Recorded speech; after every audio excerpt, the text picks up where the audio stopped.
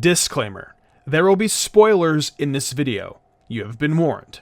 Also, I suck at pronouncing things, so if I mess up, just laugh at me. It's funnier that way, and it adds comedy too. Thanks guys, and enjoy the video.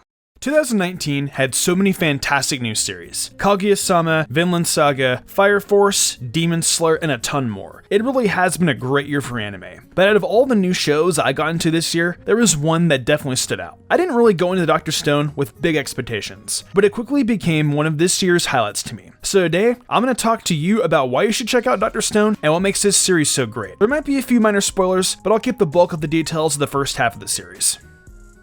Dr.Stone kicks off with a bright green light covering the planet and turning every human being in the stone. Our protagonist, Senku, breaks free from the stone about 3,700 years later to a world that has been reclaimed by nature. Everything from his school to his home had been destroyed and degraded through time, and all that is left is a dense forest. Luckily, Senku is a scientific genius and manages to create a shelter, basic tools, and a cure for the petrification. The first person he frees is his energetic best friend Taiju, who brings some brawn to work with Senku's brain. The idea of going back in time with what we know now is something that people talk about all the time. Like, if I went back to the medieval age and knowing what I know now, I could be a king. But I think most of us would be more like Taiju than Senku. Most of us wouldn't know how to make soap or how to create a furnace, let alone how to etch stone. And on top of that, even though Senku knows just about everything, you still get a sense of how difficult every little thing is to do in the stone world. Even if you know how to make gunpowder by mixing sulfur, saltpeter, sugar, and charcoal, would you know how to get the supplies or where to find them? And would you be able to gather the materials while still gathering food and making all the clothes or tools you need to survive? Even Senku says himself that the amount of work that goes into just keeping one person alive is unbelievable, which is where Taiju comes in. He might not know everything that Senku does, but with all the energy, he's able to gather things like seashells, mushrooms, or grapes while Senku deals with the scientific work. Things become even easier for the group when they receive Tsukasa. This dude was a monster. He can run down and hunt any type of food they might need, from birds to fish to boar. He could even kill a lion with his bare hands. But together, these three made a great time. Tsukasa covering the labor, Taiju covering food, and Senku progressing science. But naturally, this is a shonen, and there needs to be some real conflict.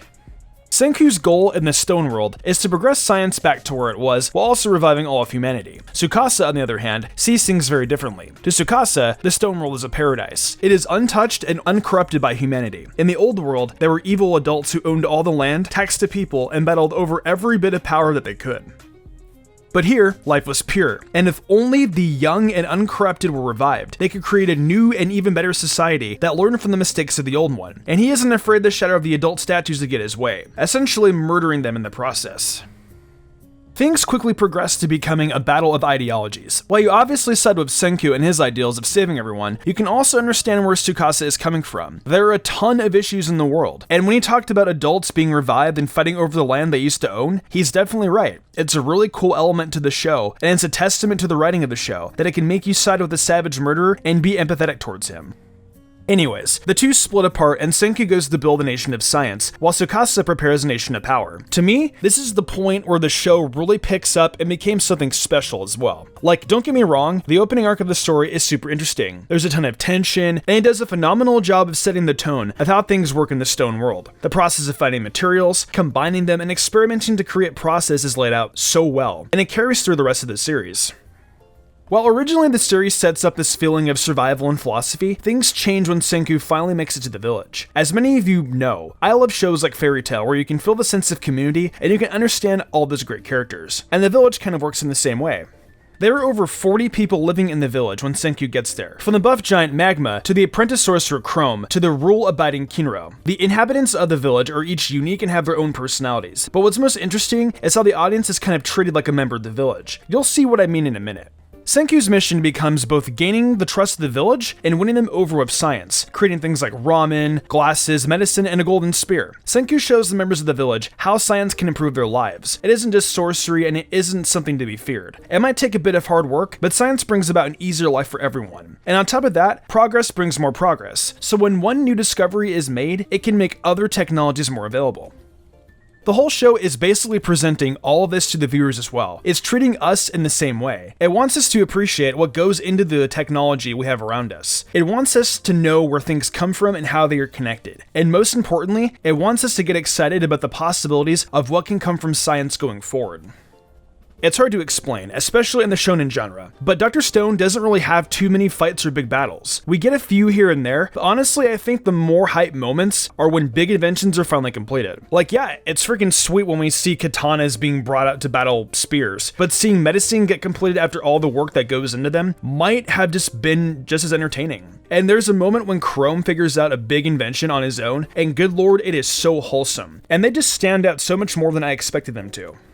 I don't want to get too far into the nitty-gritty because I don't want to spoil too much of the show, but I do want to cover just a few other things that I think really make this series stand out.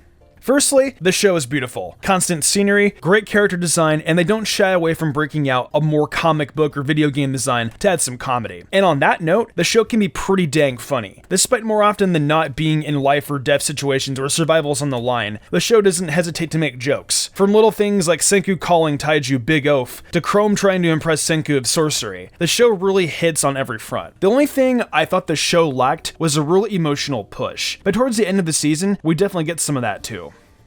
Dr. Stone is such an interesting and unique show. It's a shonen with very little fighting. It's about as close as you can get to being an isekai without going to another world. And it focuses on a really cool blend of science and survival. There really isn't another anime like it, and I think it's that level of freshness that probably makes it stand out so much. To me, it very much feels like the first time I watched Dragon Ball and experienced something so different to the normal cartoons I was watching when I was a kid. Or like when someone watches Death Notes or Angel Beats for the first time and realizes that anime has more to offer than just buff dudes beating each other up and shooting lasers at each other. If Dr. Stone didn't have anything else going for it, it would at least still be interesting to watch because it is so different from the norm. But it does have more to offer. A great story, interesting science that you can actually learn from, and memorable and impactful characters. Hell, I'd even just watch this show to see Tsukasa keep demolishing people. The guy's out here catching arrows mid-fight, beating up lions, and stopping knives in his fingers in a world full of just normal people. From the philosophy to the characters, Dr. Stone is something to offer for everyone. And if you haven't already, you should absolutely check it out. Anyways guys, these are just some of my thoughts on Dr. Stone. It's a series that I absolutely loved and that I hope you all give a chance. If you've seen it, let me know in the comments below what you thought and what your favorite parts were. And if there's an anime you'd like me to talk about or that you'd like me to watch, you can let me know down there as well. Either way, I think that just about wraps up things for this video. If you enjoyed, be sure to leave a like and subscribe for more anime content at Mystic Sage. But that all being said, I'm off to watch more anime.